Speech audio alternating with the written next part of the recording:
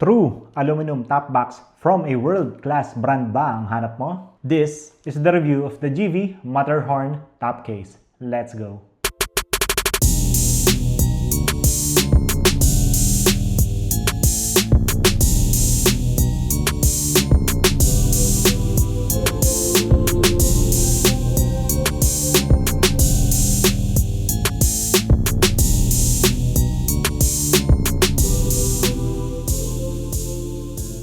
Magandang araw, ako si Jex at welcome po sa Mooncycle.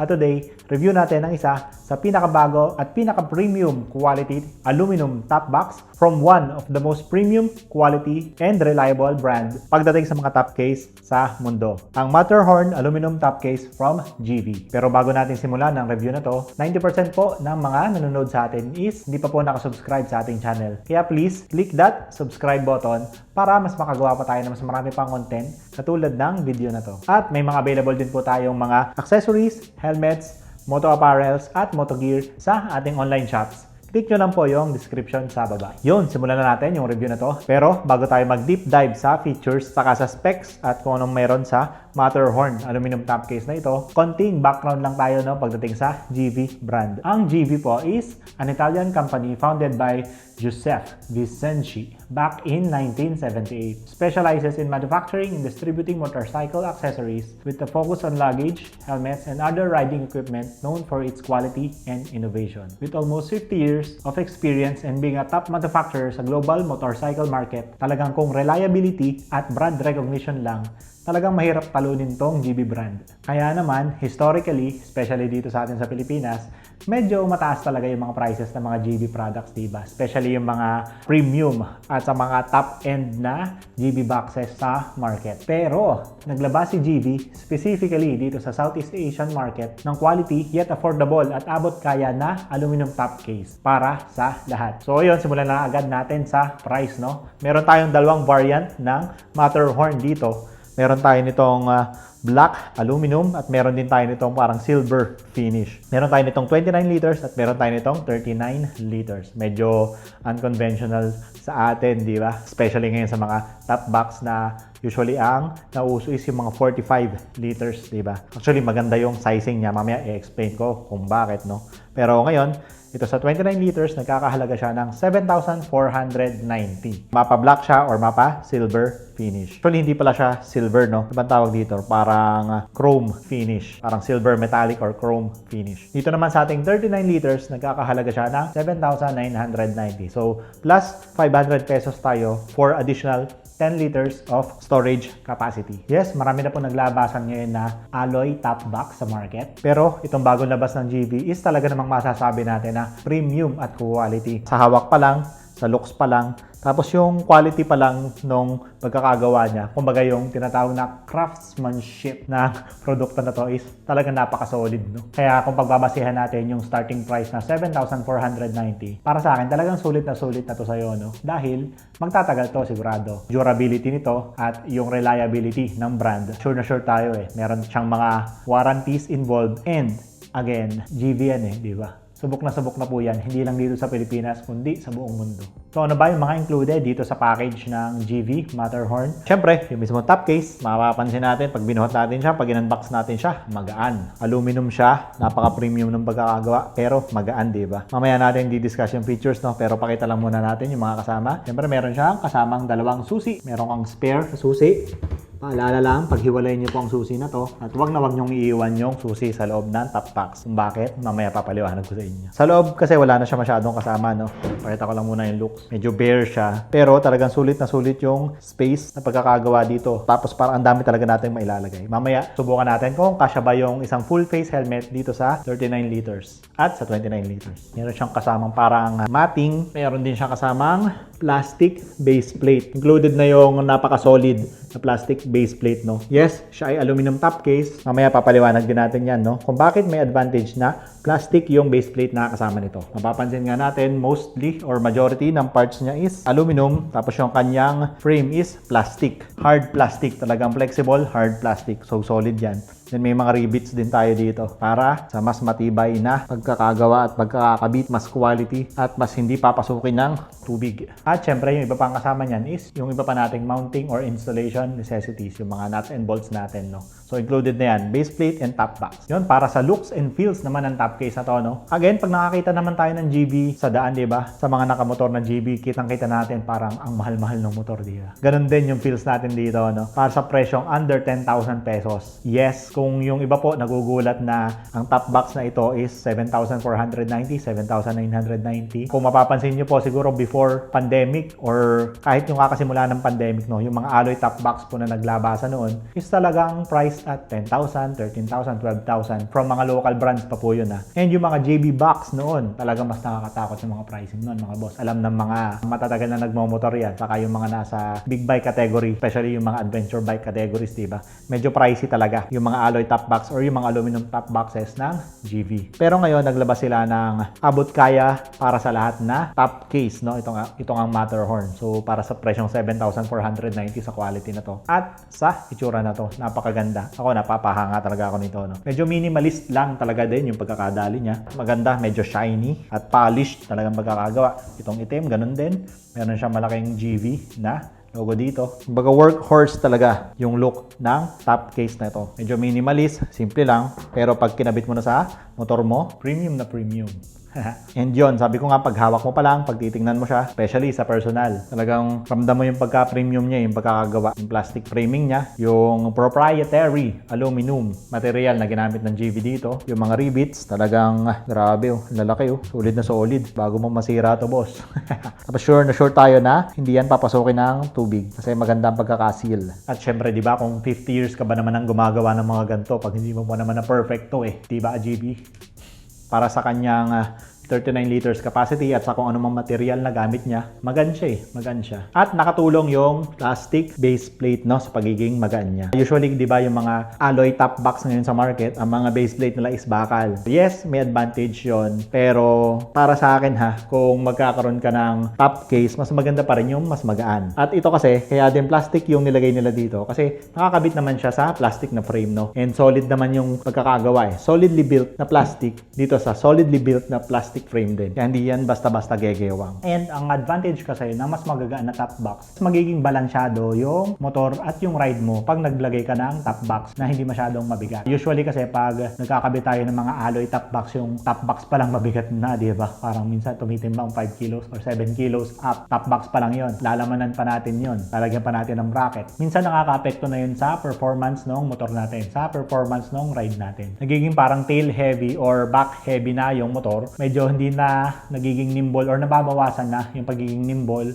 ng ating mga scooters. Kaya pag medyo mabigat or medyo yung mga bakal or alloy top box na napakabibigat na yung nilalagay natin, medyo nakaka-apekto na siya sa quality of ride ng mga scooters natin, di ba? Especially sa mga scooters, sa mga small scooters, kung ilalagay natin to sa mga 125 or kahit nga sa mga 150, 160cc. Nakaka-apekto yun eh. So ngayon, ang advantage ng medyo mas magaan na top box, pero meron ka pa rin aluminum na material, hindi siya ganoong makaka-apekto sa performance ng ride natin. Pagdating naman sa safety features, meron siyang mga rivet na mas magaganda, solidly built, walang masyado kang makikita mga gap, saka yung consistency ng bawat product talagang maganda, no? From the 39 liters sa 29 liters, talagang same na same yung pagkakagawa eh. Mas inangat lang ng kunti itong ating 39 liters, no? Meron tayong key system para mapakita ko rin sa inyo para sa security purposes.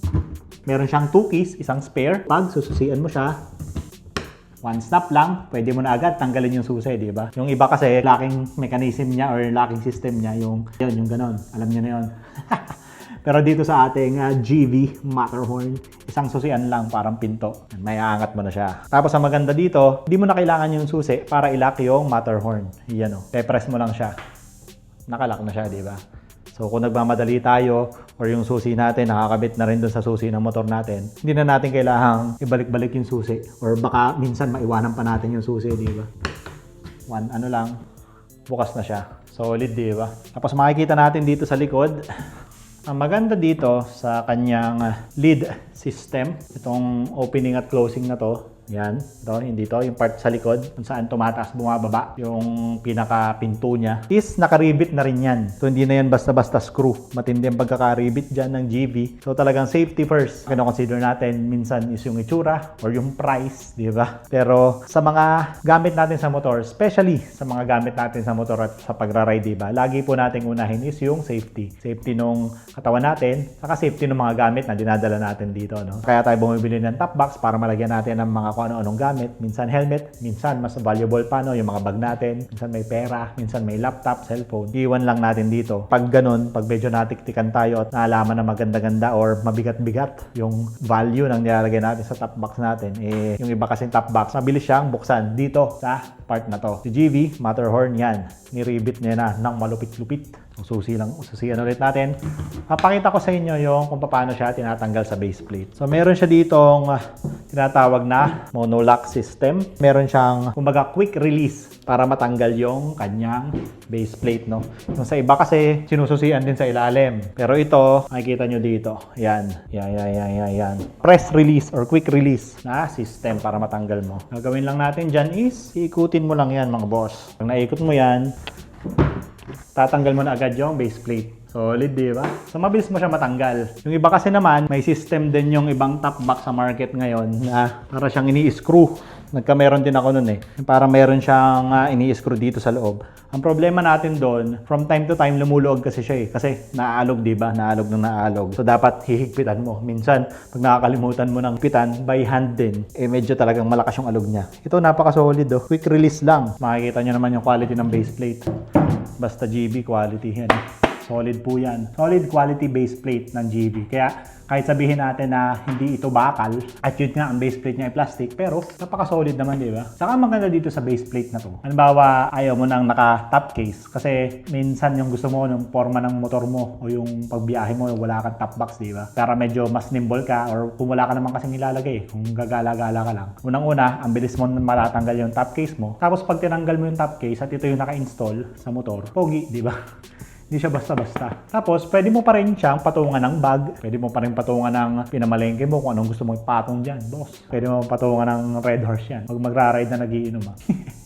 Kasi red horse ay papatong mo, boss. Ikaw talaga. Maano man, pwede mo pang rin patungan yan kasi ang ganda ng itsura nyo. Solid quality base plate from GV. Napaka-solid, diba? Napakabilis niyang ikabit. Babalik lang natin. Siyempre, pag nakakabit na to sa motor, mas madali pa, no? Pero pakita ko lang sa inyo kung gaano rin siya kabilis. Ibalik. Meron siyang butas dito. Sasakto nyo lang. Pe-press nyo lang ulit. Pe-press back nyo lang. Yun. Solid, diba? So, yun nga, para naman sa detailed specs and features, it can carry up to 5 kilograms of items depending po sa rack na ikinabit natin. Kung plastic rack, syempre medyo mas limited yan, no? Pero kung yung mga steel monorack yung ilalagay natin, mas marami-rami tayong mailalagay dito, mga boss. Kahit lumagpas pa yan ng 5 kilograms, kayang-kaya yan ng GV Matterhorn. Shell is made of strong and long-lasting proprietary aluminum. Material is also UV tested and does not fade over time. Double hook locking system, inside release button, and hook for net at every corner angle. Yon, yung kanyang protective frame, meron din niyang mga hooks for additional storage. Pwede tayo maglagay ng mga net dito. At yun nga, mapapansin na natin sa ibang mga top box ngayon sa market, pag medyo tumatagal na, nagdi-depreciate yung look niya. Dahil yun, syempre, nabababad talaga naman sa init saka sa ulan eh. Talagang meron siyang weather depreciation na magaganap, ano? Medyo nagfe-fade yung kulay, etc. etc. Yun naman ang hindi natin masyadong isipin dito sa Matterhorn na to dahil kahit magtagal to, yung kanyang material kasi talagang UV tested yan. Hindi yan basta-basta ginawa, sinalpak dito. Tinest din nila to for a long period of time. At meron din to mga top coatings para mas matagal yung quality ng material niya sa araw at sa ulan. Kahit madumihan yan, kahit maarawan, maulanan, konting polish lang, konting linis lang, parang babalik yan sa brand new condition. Kaya nga sabi ko sa inyo, kahit magtagal tong top case na to, sa presyo niyang 7,490 to 7,990, talagang sulit na sulit to, no? Hindi kayo maiwanan, no, pag may lumabas na mas bago pa sa future. Yun, punta naman tayo sa kung kasya ang isang full face helmet dito sa mga top case natin. Dito sa 29 liters, I doubt kakasya, no? Kasi itong 29 liters is made talaga siya for a slimmer profile. Marami tayong mga clients talaga or maraming mga riders naghahanap ng mas maliit lang na top case. Yung bagay profile niya mas manipis. Actually, nakakatulong din kasi yung gantong profile sa aerodynamics ng motor. Usually kasi pag yung top box natin yung medyo pa-square talaga, no? Nagdadagdag siya ng tinatawag natin na air dragging nakakasira siya sa airflow ng motor natin. So, ang tulong talaga ng mas maliit or mas mababa na profile ng top case is lesser yung air drag na makukuha niya. Yung narito lang sa baba. Usually naman, nasa likod na lang natin yan, di ba? So yun, mas kakaunti, mas maganda yung airflow ng motor. Medyo magiging kapantay lang kasi to nung ating manibela. Pero pag yung mga pa-square na top box, yung mga 45 liters na alloy top box natin, medyo mas mataas na siya sa manibela eh. So yung airflow ng motor natin, nagkakaroon talaga siya ng dragging, no? Yun ang maganda sa mga slimmer profile na top case. Kaya naman din, hindi ginawa ni Matterhorn na 45 liters yung ating 39 liters na top case. So naman 39 liters, medyo mas malaki siya ng 10 liters lang. Pero medyo significant yung inilaki niya sa storage. Pero hindi significant yung itinaas niya sa size. So kung mapapansin natin, medyo maliit pa rin yung profile niya. No? Hindi pa rin to lalagpas doon sa height ng manibela natin. So pag tinignan natin yung motor, medyo maganda pa rin yung proportion niya. Nakita naman natin dito siguro meron lang siyang 2 inches. May 2 inches lang siya na height difference. Pero yung 2 inches na yon, makikita natin kung significant ba yon, no? Sa pagpili nyo ng top case size 4 GV Matterhorn. Tara, check natin tong isa nating full face. Meron tayo dito kung classic helmet. Isa natin. So ito medyo maliit-liit to. Aba, kasyang kasya. Itong pagkakalagay ng helmet natin is paganto. Yan. Kasyang kasya, bossing. Okay. Itong isang helmet natin na may chin mount. Check natin kung kasya ba. Mas mahaba yung profile niya rin. Oops, yeah. Medyo hirap siya dun sa pahaba. Dito sa pahiga natin siya ilagay. Uy, kasya pa din. Yun. So isang full face helmet, kasyang-kasya po dito sa ating 39 liters, no? Check naman natin pag yung dual sport helmet. Usually kasi yung mga dual sport helmet, ito talaga yung malalaki, di ba? And yung dual sport helmet natin, meron din yung chin mount, ha? Check natin kung kakasya. Sasabihin ko pa lang na yung dual sport helmet kasya, pero dapat walang chin mount. Pero napagkasya pa rin natin, boss.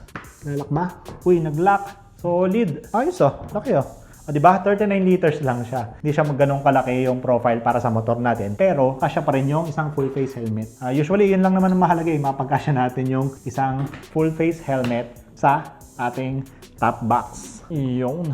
Isa na to sa pinakamalaking helmet sa market. Itong ating dual sport helmet. Pero nagkasya pa rin dito sa 39 liters. Dito naman sa ating 29 liters, try lang natin yung isang full face. Pero I doubt na kumasya na to. Pag kumasya na pa to talaga naman. Magdiriwang tayo lahat. Kasya yung pinaka-helmet, no, may papasok natin, pero hindi na natin siya maisasara. Dahil nga, again, 2 inches lang yung itinaas niya, pero malaking bagay po yung 2 inches na yun, no, sa surface area ng ating top case. Talagang itong ating 29 liters is yung slimmer profile sa mga gusto ng mas mababa na top case, no. Kasyang-kasya dito kung ano naman yung mga bag na dala-dala natin. Kahit medyo mas malaki-laking backpack, kaya yan. Ang problema lang din, syempre, sa mga helmet, medyo mas pataba kasi siya, no? Kaya dito sa slimmer profile na top case, hindi siya kasya. Pero kung mga documents, mga backpack, at kung ano-ano pa, mga kapote, goods na goods yan, kasyang-kasya na yun dito. Especially sa mga naka-scooter natin na tropa dyan, no? Bukod sa inyong underseat compartment, meron pa kayong additional na storage gamit ang Matterhorn top case natin. At yun, kung naghahanap ka ng premium, quality, at reliable na aluminum top case sa presyong 7,490 to 7,990, ewan ko lang kung hindi pa itong GV Matterhorn ang piliin mo. Unang-una is safe, magaan, durable, pogi, at bukod sa lahat, abot kaya na rin yung presyo niya at nakikipagsabayan na rin siya sa presyo ng mga aluminum or alloy top box ngayon sa market. Pero ang kinagandahan dito, sure ka pa na magtatagal yung top case mo. Kaya naman, kung aluminum top case ang hanap mo sa GV, hindi ka magsisisi. Yun again, maraming salamat po sa pagsama, no? Please like and share po ng video na to. At sa mga hindi pa po nakasubscribe, please click that subscribe button para mas makagawa pa tayo ng mas marami pang content katulad ng gear review na ito. At sa mga naghahanap ng top case, helmets, at iba pang moto gear, available din po yan sa ating online shops. Click nyo lang po yung description sa baba. At kung gusto mo namang mapanood ang review ng isa sa pinaka-unique, premium, at versatile helmet from LS2, click mo lang tong video na to. Yan yun. Yan.